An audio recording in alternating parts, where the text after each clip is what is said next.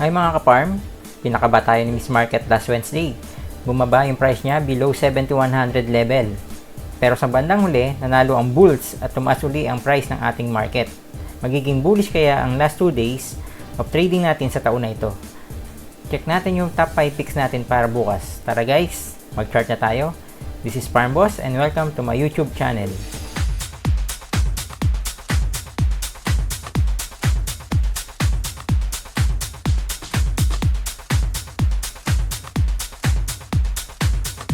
Hi traders! Welcome to our daily top 5 picks program.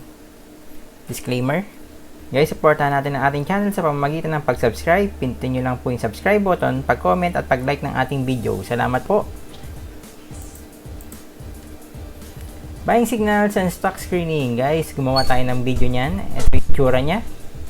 And explain ko dyan yung ating buying signals at kung paano ilalagay yung mga na-screen nating stocks sa isang spreadsheet. Tapos guys, ito yung ating top 5 picks for Monday, December 28. APL, AR, STI, AGI, tsaka si Ali. Check natin si APL.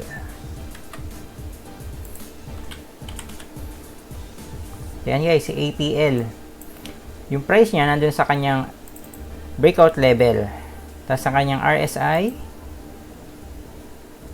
88.7952.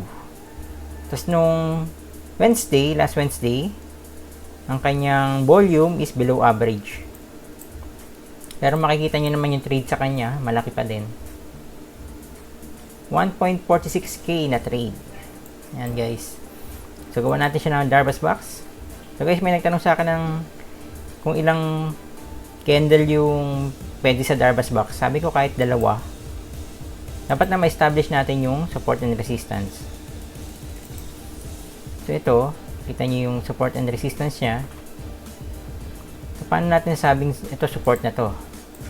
Kasi ayan, tingnan nyo. Diyan nag-i-stop yung price nung ating mga candle.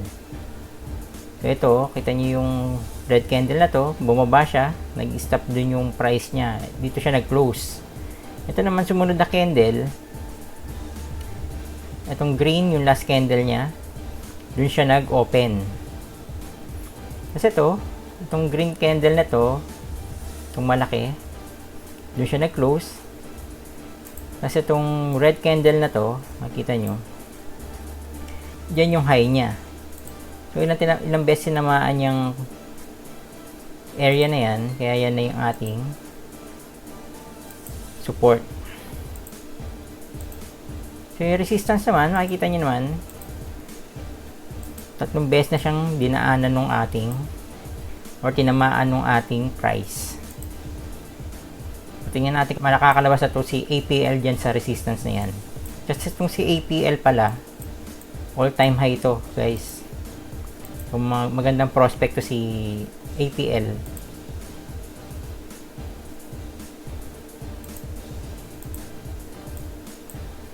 Titingnan natin yung history niya. So, yan na yung pinakamataas niyang price. So, all-time high ito sa APL. So, titingnan natin yung galaw nito.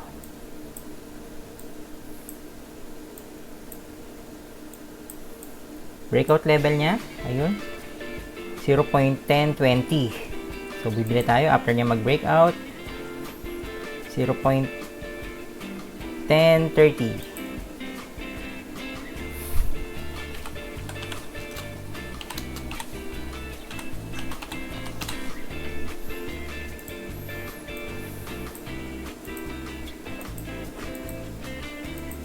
At dahil itong si APL, all-time high siya,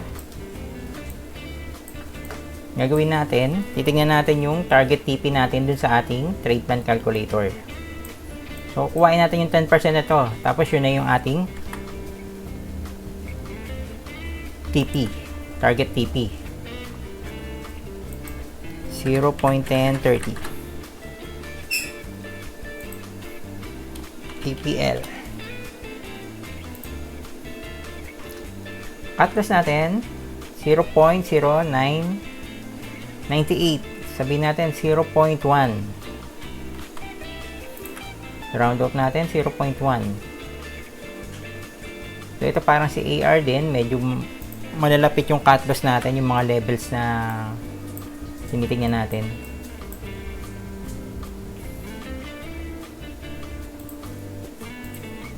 So cut loss natin dito. So mga ilang tick lang yan, 3 tick lang at cut loss na tayo.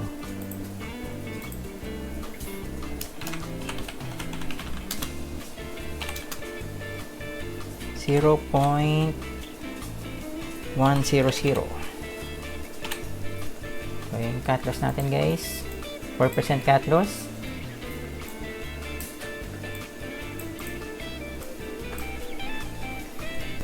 Tipin natin kay APL. 10% nya is 0.1147.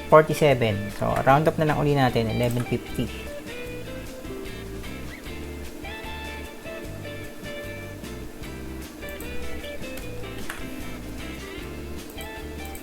10%. So, target TP natin to guys.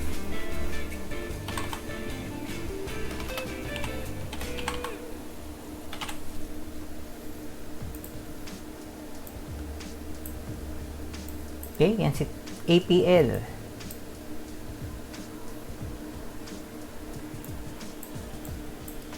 So guys, itong mga stocks na to, ingat-ingat lang kasi mabilis gumalaw to. Dapat meron na kayong system paano nyo aabangan yung price nya or kung paano nyo kunyari tumaas to, paano kayo mag-a-adjust ng stops nyo or paano kayong lalabas. Kailangan meron na kayong strategy bago kayo pumasok dito. And then hindi lang yung trade plan, meron din kayong strategy dun sa inyong pagbabuy and sell kung paano, kasi minsan mabilis gumalaw itong mga stocks na ganito. Okay guys, yan si APL. Next natin si AR. So another volatile stocks guys. So ganun ulit, ingat ulit dito.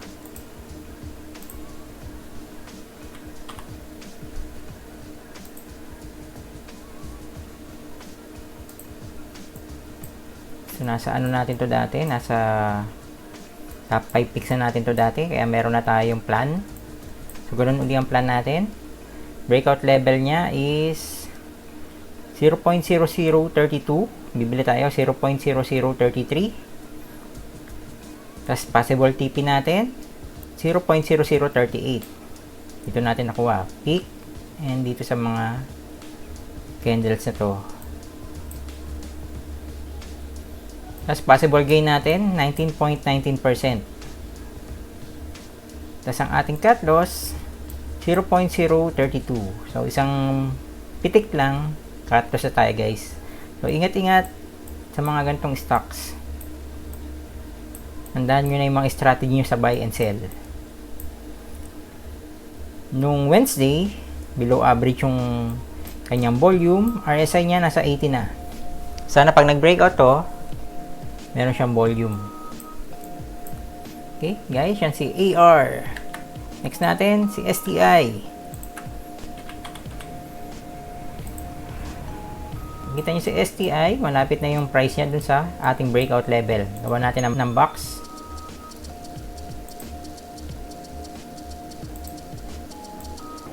Breakout level niya.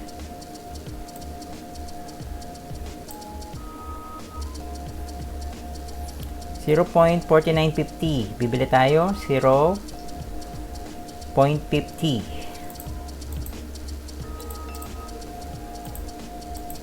After niya mag-breakout.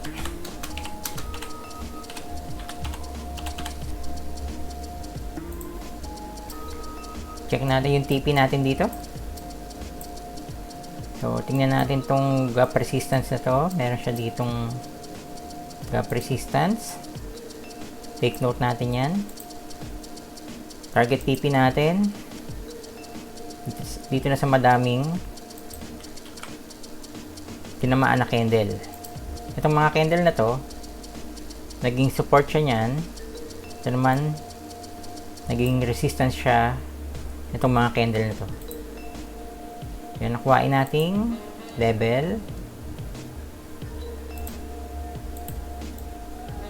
Possible gain. Check na din natin tong gap resistance na to.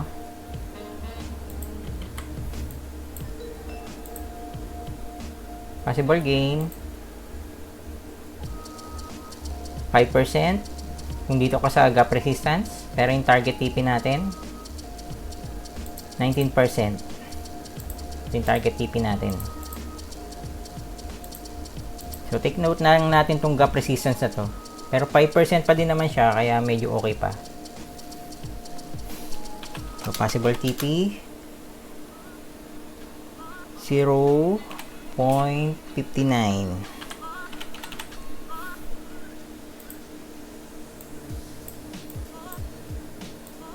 Ang ating cut loss, so STI, buy price natin 0.50. 0.50. So ang ating cut loss 0.4850. 0.4850. 4% cut loss.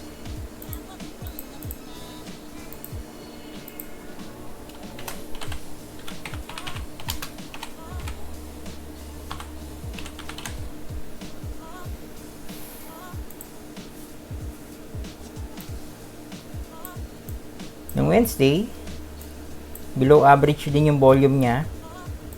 Tapos RSI niya 76. So kung mag-breakout siya, sana malaki yung volume. Okay guys, yan si STI.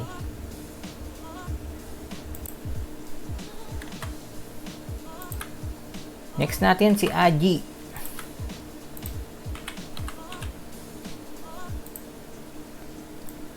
Makikita nyo yung price ni AGI. Malapit na uli siya sa kanyang breakout level.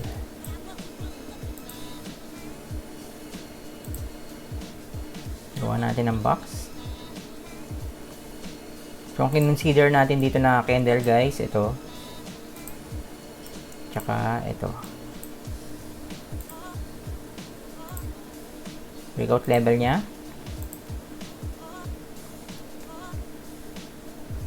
11.06.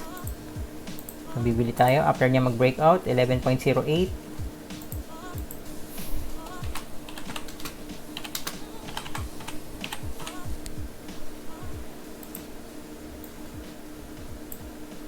Hanap tayo ng possible TP kay AGI.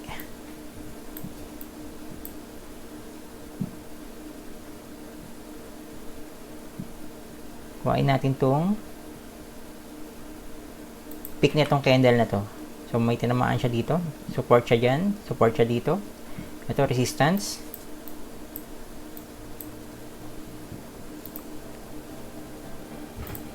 Possible gain around 9%. Yan yung ating TP. Possible TP natin 12.05.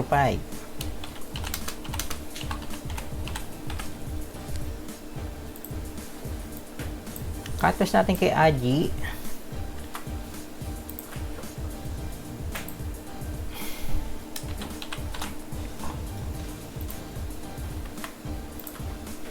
$11.08. 10.74.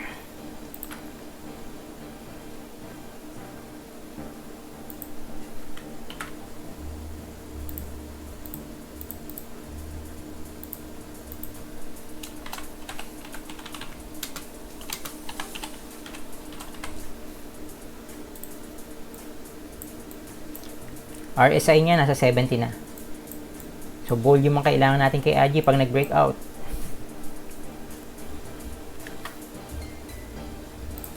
Then last natin si Ali. So blue chip ulit.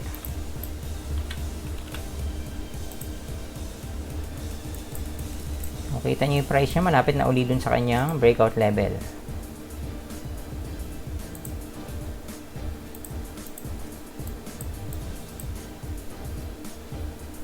Breakout level niya 42.00 by 42.05.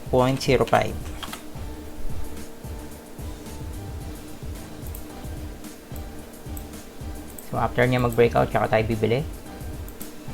So ang target TP natin kay Ali, hanap tayo dito. Pwede nating gain. So take note natin to. Itong peak ng candles na yan. Target TP natin, hanap tayo dito. So ito, madaming tinamaan na candle. Possible gain natin dito. So sa unang sinet nating level 7.77, pero yung ating target TP around 8%. So take note lang natin itong 44.00 na level. Baka resistance din yan, or baka malakas na resistance din yan. So possible TP natin 45.50.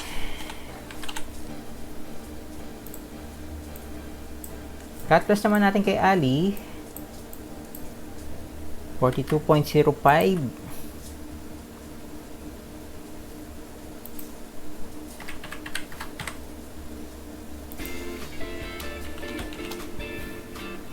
$40.75.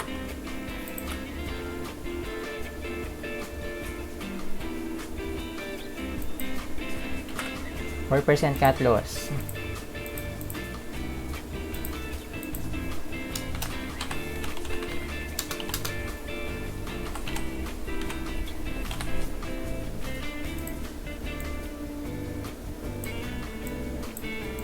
Nung Wednesday, below average yung volume niya. RSI niya nasa 65.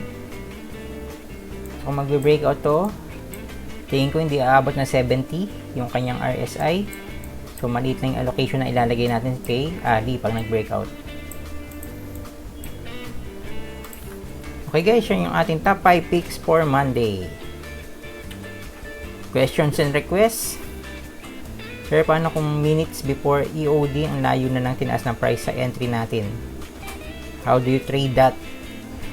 Ang question ni Miss Donna Usigan. Pag EOD, mataas na yung tinaas ng stock. Kung pwede pa tayong pumasok.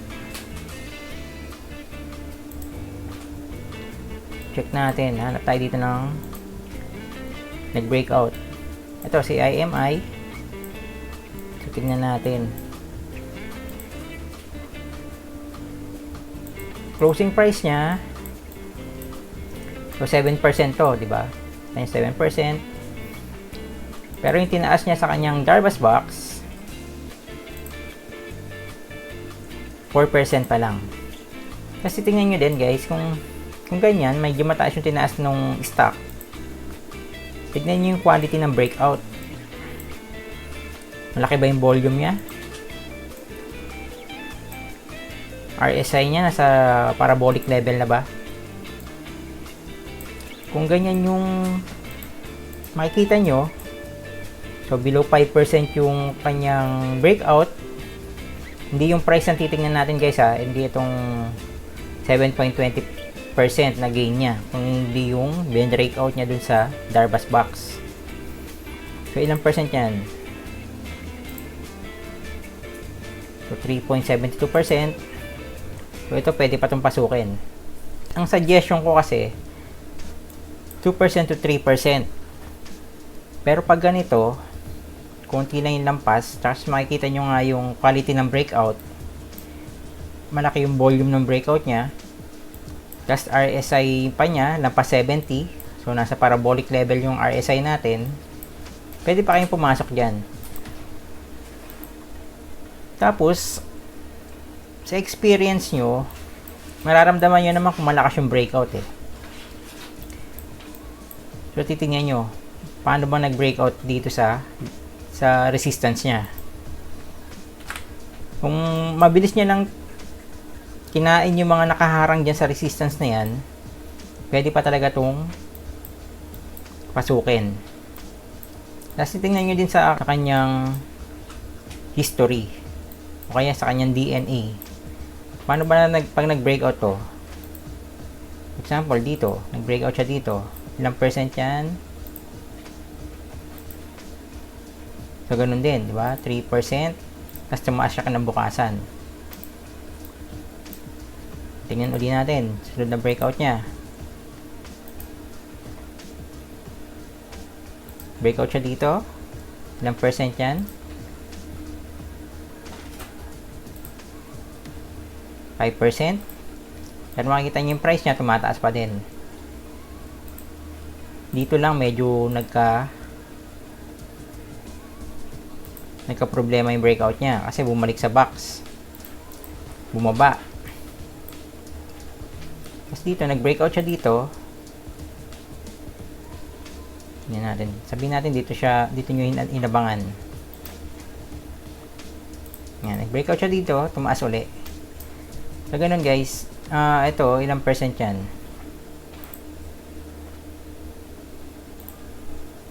From the box. Ayan, 1%. Yan, pwedeng bumili dito. Pero ito, tingin ko kay IMI, kung ganito yung breakout niya, may volume. Tapos RSI niya nasa 70, pwede siyang pasukin. So, ito, mga history niya. Volume, RSI above 70. Ito, wala pa, 65 pa pala to. Pero kita nyo yung volume niya mataas. Tapos umangat pa uli siya kinabukasan. Kasi ito naman, hindi natin tong area na to. Volume niya, yun. Mataas na mataas yung volume niya ng araw na yan. RSI niya nasa 71. So, tumaas pa siya. May nangyayari din na ganito. Mataas yung volume niya, RSI niya nasa taas. Tapos bigla siyang bumaba kinabukasan. Makikita niyo yung red candle, bumaba siya. Ayan. Dito natin magagamit yung ating plan. So, nag-breakout siya. Kung nakabili ka dito sa taas, ang cut loss mo, pwedeng pag bumalik sa box, or ito, 4% niya, hindi na babalik sa box eh. So, ayan. Practice nyo lang yan, yung ganyang pagka-cut loss. Huwag nyo nang palakihin yung loss nyo pagka nakita kayo ng kahinaan sa isang stock. Ito, successful yung breakout niya. RSI niya nasa 62. Ito yung mga magagandang pasukan na breakout eh. Medyo maliliit, tas malalaki yung volume niya. Ito. So yan, kinabukasan tumaas ulit. So ito, pwede pa itong pasukin, tingin ko. And then kung papasok kayo sa ganito, huwag nyo kalimutan mag-journal. Naiipon-ipon yung experience nyo. Okay, guys, yan muna. Tapos, try natin elaborate next mga video about EOD. Medyo madugo kasi itong topic ng EOD buying. So, yan muna guys. Tingnan nyo yung quality ng breakout. Check nyo yung DNA. Check nyo yung quality ng breakout. Malakas ba yung volume? Nasa parabolic level na ba?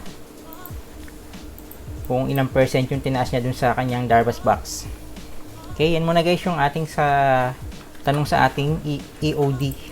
Elaborate na lang natin next time ulit. Si Agent Carter naman may question din. Tama boss, ikaw lang ang gawa ng video about breakouts everyday sa YouTube. Ayan, question niya is yung SRO ng ACE-N. Dito sa SRO ng ACE-N, guys, mapapansin niyo yung ating mga video. Wala tayong fundamentals. Kasi, ang ginagawa ko lang dito, pag nag-trade ako ng stocks, reaction lang ako sa mga price action. So, yung mga fundamental, secondary, pero hindi ko sila inaaral eh.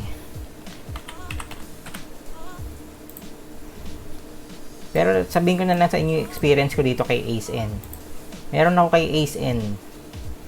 Pero nagbenta na ako sa kanya. Siguro around here. Dito. Kasi hindi ko alam kung anong mangyayari pagka dumating yung SRO. Ang pagkakaintindi ko lang, bibili ka ng stocks, kunyari ito, meron kang,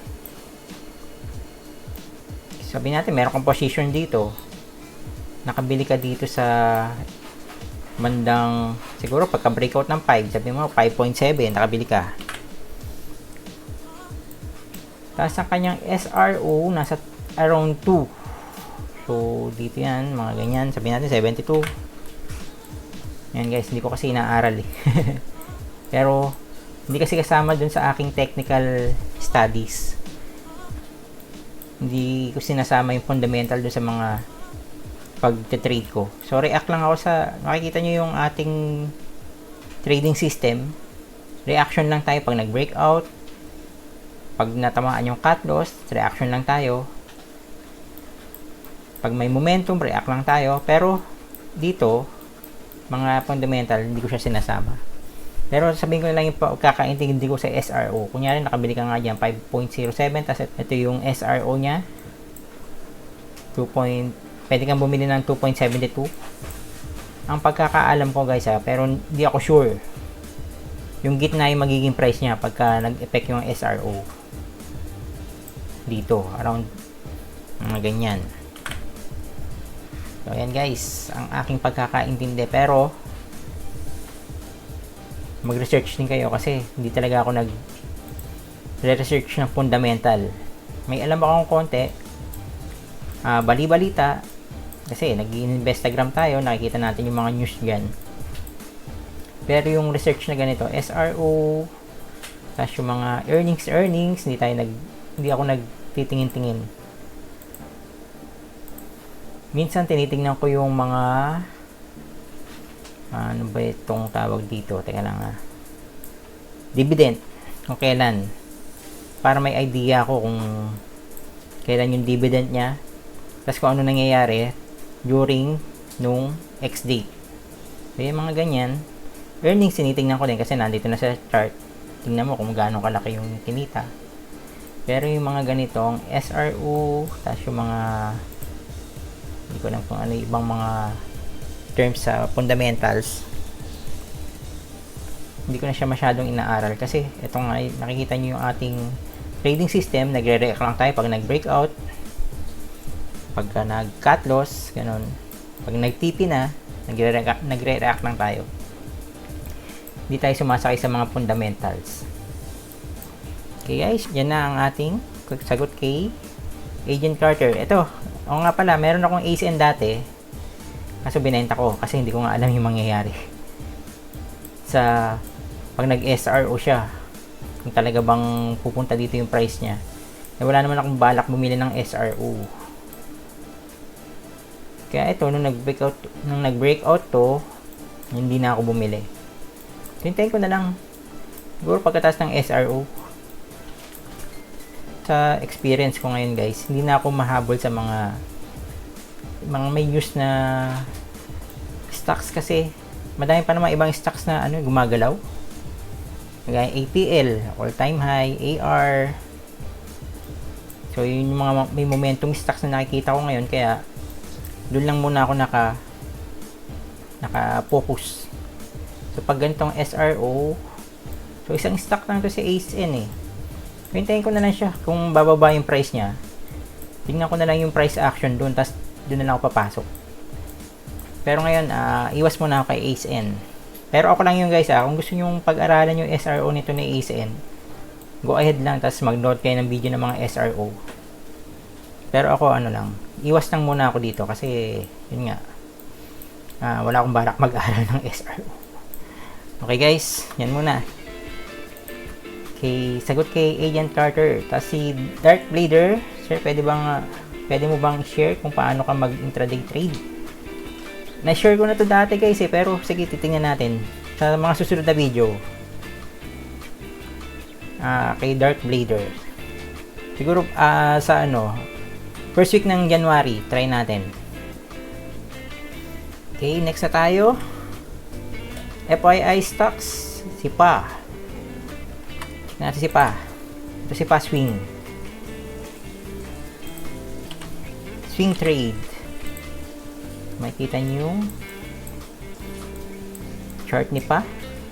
Ito yung ating breakout level sa swing trade natin. So dapat kung na-engulf niya tong candle na to last Wednesday, baka bumili na ako. Pero hindi, hintayin na lang natin mag-breakout yan. 1.04. Maganda siyang i-swing trade kasi mataas pa yung pwede mo kitain. Kung sa body 13%, pero kung sa peak 18%. So sa ating system ng swing trade, maganda pag mas malaki yung box, malaki yung potential na kita. Kasi ito, resistance na to, pwede ka na magbenta dyan. Okay, si Pa, swing trade. Next natin si SECB. SECB din, swing trade.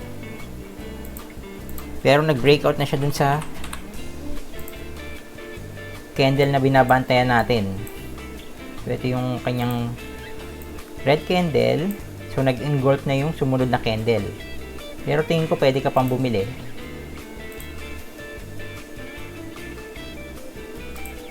Or hintayin mo mag-pullback ng konti. 9% pa kasi yan, 7%. Kung malaki-laki pa, for a swing trade. Kasi kung magbibenta ka dito, 7%, malaki-laki pa yun. So dapat, kung inabangan mo to, ito yung breakout level. Tapos nga, nung Wednesday, itong candle na to, nag-engulf siya dyan. In-engulf niya itong red candle na to. So, pwede nang bumili pagkalabas. Breakout level natin is 134.50. So, dito yung inyong buy dapat. Pero tingin ko pwede pa kasi malayo pa yung ano niya. Malayo pa yung resistance niya. Next natin si Dito. Dito, mukhang maganda future ni Dito. Makikita nyo kasi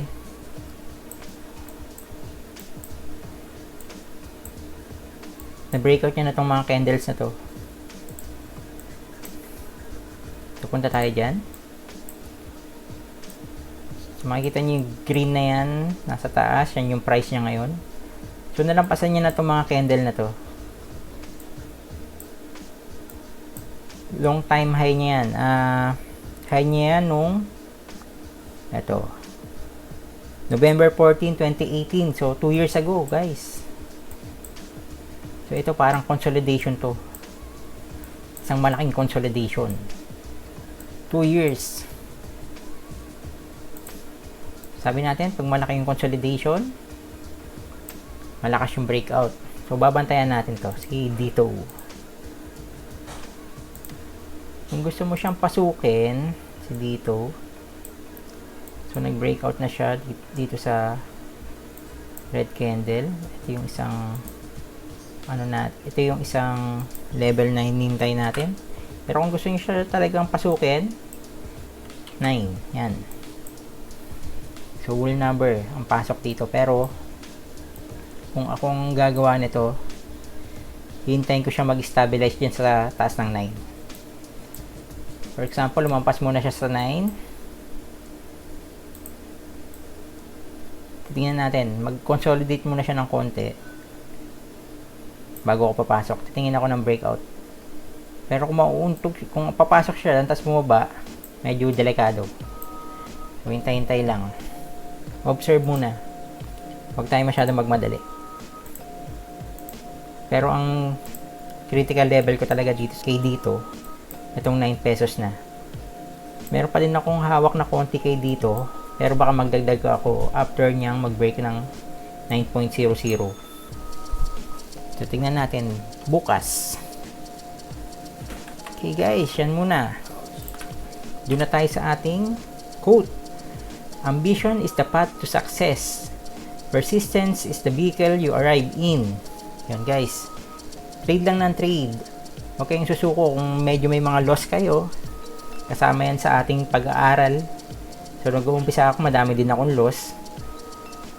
So, meron kayong ambition, hawakan nyo lang siya. Dire-diretso lang. So, be persistent. Yan mga ka-farm, Merry Christmas sa atin. Salamat sa panonood. Please subscribe to our channel, like and comment. Pakipindot na din yung bell sa ilalim para ma-notify kayo pag may bago akong video na inilabas. Supportan po natin ang ating channel. Good luck sa atin bukas and God bless.